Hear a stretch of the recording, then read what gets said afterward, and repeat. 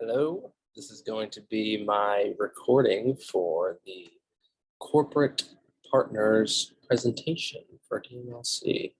So let me get that open here. Looks like I have the wrong one open. All right, I will share my screen. Okay. All right. Hello, everyone. My name is Isaiah Cox. I am the VP of Finance for IU's Dance Marathon at Indiana University. And today I'm going to be talking about corporate partnerships and specifically as it relates to educating your participants on corporate partnerships. So first, we have implemented a way of managing and showing our best practices through a flurry of different methods, but mostly documentation. First, we'll talk about our corporate guide that we send out to all of our participants. Then we'll talk about our pop-in sessions at committee meetings. We'll talk about our corporate sponsors for dummies document, and we'll also talk about the corporate packet that we send out. So our corporate guide, and I'm going to click here and show you a little. So our corporate guide looks a little like this. And let me see if I can share this screen. All right, so our corporate sponsors packet, this is what committee members receive in order to help with their corporate sponsorships. So we kind of give them the methods in which they can work with donation matching.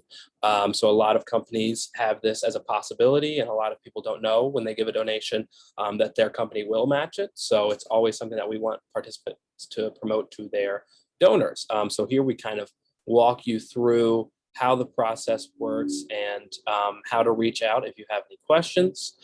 Next, we kind of take you through a how-to. So first, locating your sponsors. Usually this is friends, family, people that you have worked with in the past. So companies that you work with over the summer is a huge one that I always promote to people. And then once you've found them, you can add it to a corporate connections form that we send out to all committees. Then we recommend that you research the person that you're trying to reach out to, try to find their LinkedIn or specific members of a corporation and the person you're trying to reach out to. And that would be that first contact, right? That first point of contact. You want to get as close to a donations or philanthropy department that many places have. So kind of give an explanation of what your organization is, what committee you are on, and kind of why you're passionate about it. Because at the end of the day, people want to donate to people, right? They want to donate to stories, and they do obviously care about your organization and the cause, but more than anything, they're talking to you, so they want to hear about you. And that is that personalized piece. So really try to steward it to them, to their company's values, to their company's mission, to what their interests are. And then you can kind of CC corporate relations email so that we have all of those in our banks. We can kind of see people reaching out. We could recommend, hey, we saw that you kind of went this route, maybe look this way. And then finally, once you kind of get some contact there, then we can definitely help you and hop in those meetings with you and make sure that those corporate partners follow through. Here we have an email template, which is very easy. It's very descriptive. This is not one you're going to want to send to someone that you have a very close personal connection with. They could probably use a little less wording. But for someone that might not know what we do here, this is a great email template for them. We also have a calling template. If you have a number that you're reaching out to, we kind of give you some touch points that you can hit on during that call. Obviously, you're probably not going to be reading from this script word for word, but like we say at the top, practice, prepare, perform. Make sure that you are ready for that call and you have notes and you've done that research, and it's all about what you can do it for. Here we have our sponsorship levels listed. This is a good way of balancing someone kind of on that edge of maybe they're thinking 1,500 but might do 2,500, or thinking maybe around 5,000 but would consider 10,000. You can kind of specify what they are going to receive in terms of benefits with this partnership, and really make sure that they know what they're getting out of this. And then lastly, we have this list of tips and tricks, kind of listing, a lot of people, the first thing they want to know is, where does the money go? You can give that to them very clearly. We kind of give them some edits on the template, and then especially, and this is the most important part, is that etiquette piece. Contacting people during business hours, trying to schedule with them during business hours, usually trying to reach out through a professional account. and most of all, researching and making sure you know not just about the person, but also about the company that you're in contact with. And then lastly, making sure that they know that we are here to help them. So I will stop sharing on that, and I will go back to the presentation. This is the wrong. There we go. So as I said, templates that participants can use when obtaining a corporate sponsor, talks about donation matching, talks about the monetary levels, general tips, but most of all, that etiquette piece is so important because people want to be talked to like they are professionals and like you are a professional. Yes, you are a student. Yes, you are a student fundraiser. You are still an adult. They want to talk to you like an adult. They want to talk to you like you're an adult. And they want to know what your organization's purpose is and what you are raising money for. So we kind of provide that to our participants. So next is our corporate guide for dummies. If you've ever seen the For Dummies books, it's kind of really stripping it down and making it very clear on what this process looks like, right? And making sure that people know, even if they aren't, a business major or are in a profession where they're necessarily dealing with business professionals, that you know how to talk to these corporate officers. So really what this helps people do is realize how you can become specific, how you portray your story, and how you're not just promoting yourself or your organization. You are promoting an idea, a cause, and something that is connected to their businesses, missions, and values. And that's a big part of that research part. So this kind of helps participants who might not have that experience become a little more familiar with what that process looks like. And as you can see here, kind of talking about your year and your major and why you do dance marathons, as well as your position and so on and so forth. Next is our pop-up session. So these are for all committees during the spring and the fall. Each committee has a committee member or a chair from corporate relations committee come in and talk to them about the process of getting a corporate sponsor, how we're there to help them, some tips and tricks for that, and kind of what is seen in that corporate guide. So what we really try to establish here is that everyone has the opportunity to connect with a corporate sponsor. You most likely know someone who's a family friend that owns a business or is a high-ranking executive at a business that often gives philanthropically, or you know someone that's given to you in the past that might not have given to you in a corporate matching sense or in a corporate donation sense, and really promoting that this option is not only helpful for you, it is helpful for them because they get benefits from their company by giving philanthropically. They give tax benefits for giving philanthropically. Their company often wants promotion and sponsorship opportunities out of this. So if they're giving a $1,500 sponsorship and that's becoming matched, that company is now a corporate partner and they can receive sponsorship benefits at all of our events. So really making clear that to think of who do you have connections with that is most likely a potential corporate sponsor. And following that, really putting down, okay, I kind of know this person. This is how I'm going to contact them. I very much so know this person. This is a member of my family. This is how I'm going to go about contacting them. So these are available all year, and committees do sign up for what meetings they think work best for this. And often they come in and take a lot of questions. It is the biggest part of this. Communication. So first is the most important piece. Most important piece of any philanthropy is building relationships. And to me, what I always promote is, what is that mutual benefit, right? How do our missions and values match with yours? What does your company do that might be well promoted within our organization? If you're a golf company, maybe sponsor our golf outing, right? Or you're an art studio, right? And you want to give auction items to the gala.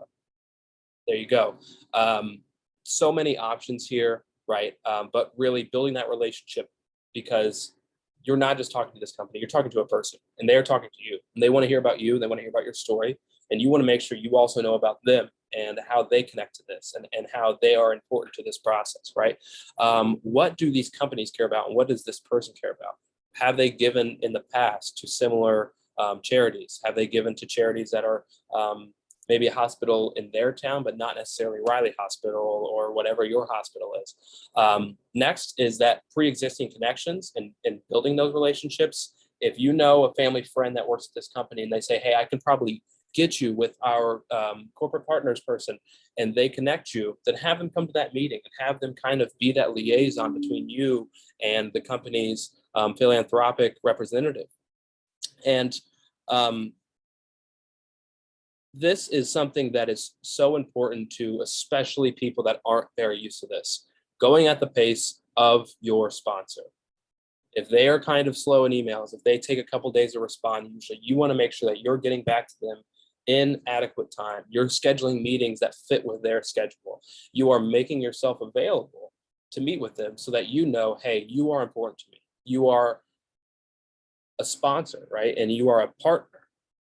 Even more so, you have the opportunity to have that mutual benefit that I talked about, right?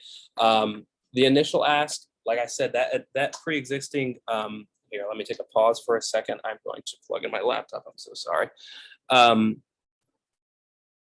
That initial ask, like I said, pre-existing connection, make it more personalized, maybe reach out to them through a phone call, maybe reach out to them in person, grab coffee. If it's a new connection, make sure that initial email is very formal and it's informational, and you're also offering them times, hey, I can meet between this time and this time on these days and this time on these days, right?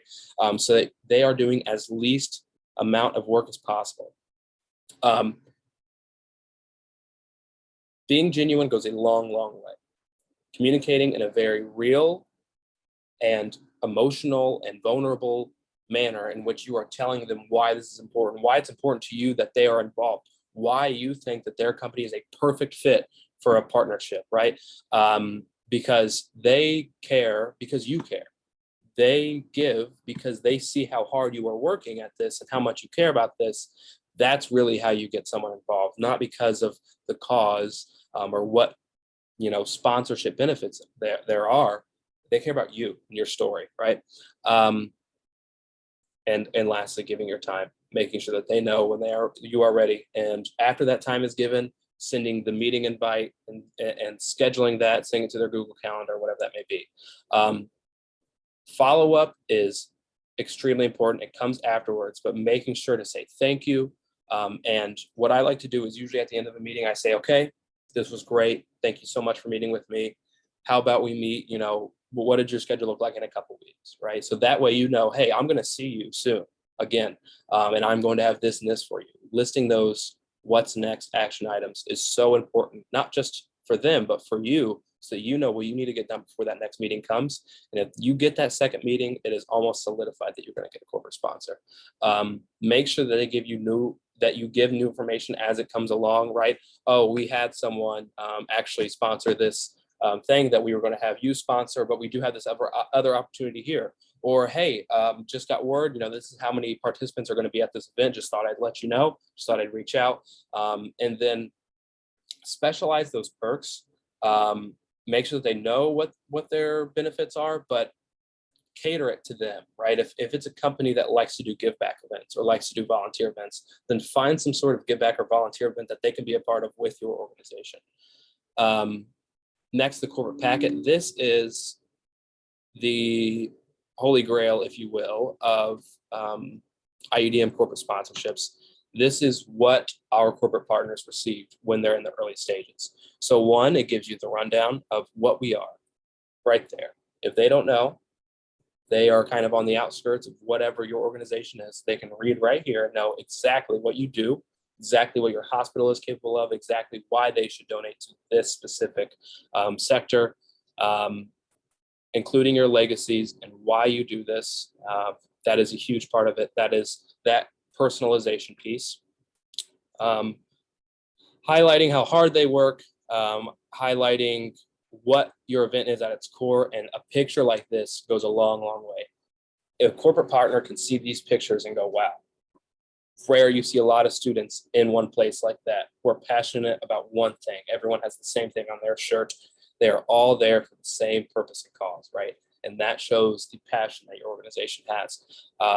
Some nice charts showing exactly what they're giving to, exactly what your impact is, being able to specifically say, this is what our 25% of clinical goes to, and this is what 75% research goes to, then giving a rundown of your hospital as well.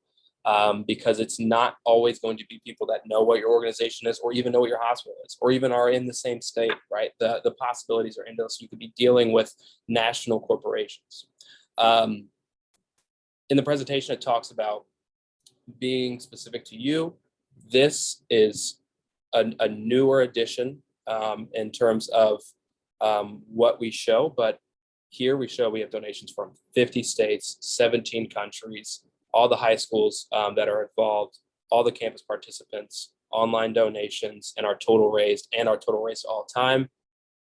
This says to the sponsor, wow, this organization is capable of raising $46 million since 1991.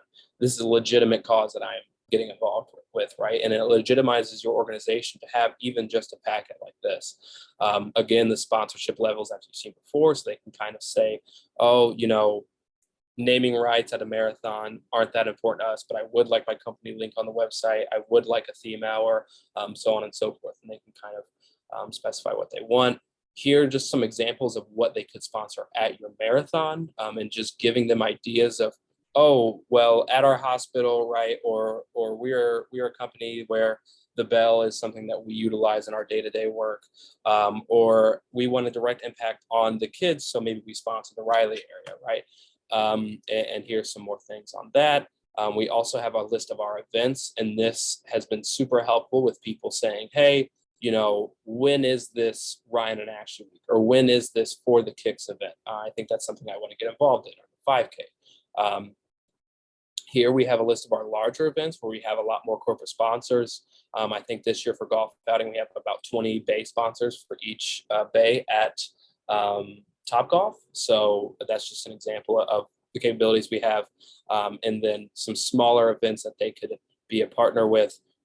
Highlighting your social media presence and your impact on social media is key to letting those sponsors know what you're capable of.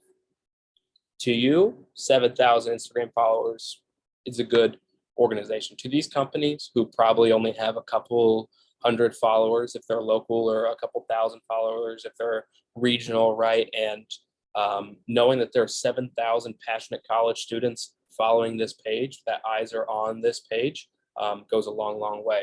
We just added this year, and this is a map of all of the schools that we represent.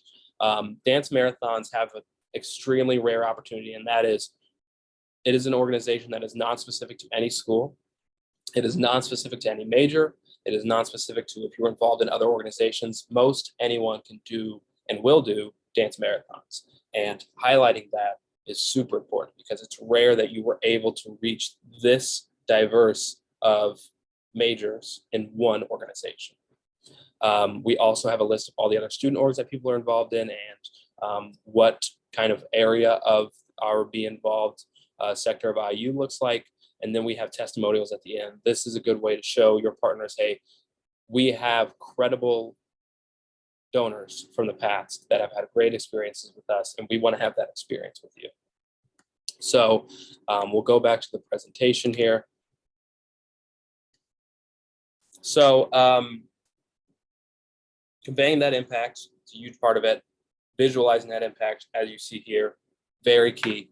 And specifying it to your organization is important, because they, like I said, want to donate to something specific. A lot of foundations and fundraisers are becoming more and more specific with what people can donate to, because they know that there are a million options of things to donate to out there, and they want to curate that to the finest points.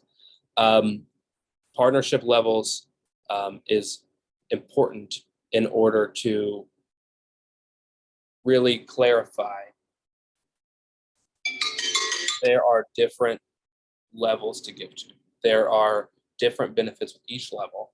And if you want this, if you saw those social media stats and you want a social media campaign, I'm not going to be able to give you those benefits for a $5,000 donation.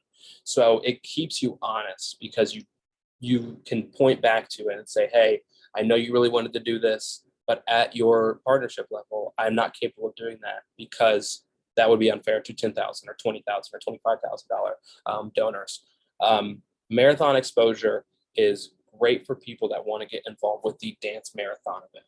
right? It might not be in their wheelhouse to sponsor a gala or a golf outing that they know isn't your main event, but having that opportunity to be at the dance marathon, as many call it, is huge, because that is where all the eyes are. That is where all your participants will meet up and see all of these partners all over the walls or on your shirts or on the screens. And many people want to be a part of that marathon experience and feel that energy. Before I go, I just wanted to say a couple quick things. Etiquette, timing, making sure that you are curating whatever you're doing to that person, to that company, and connecting those values, connecting those past benefits, and really making clear that no other donor matters to you as much as they do. No other company matters to you as much as they do. You are going to put in all the work you can to make sure that they get what they want out of this benefits package, get what they want out of this partnership. Thank you so much. If you have any questions, I would love to answer them. I think that was good.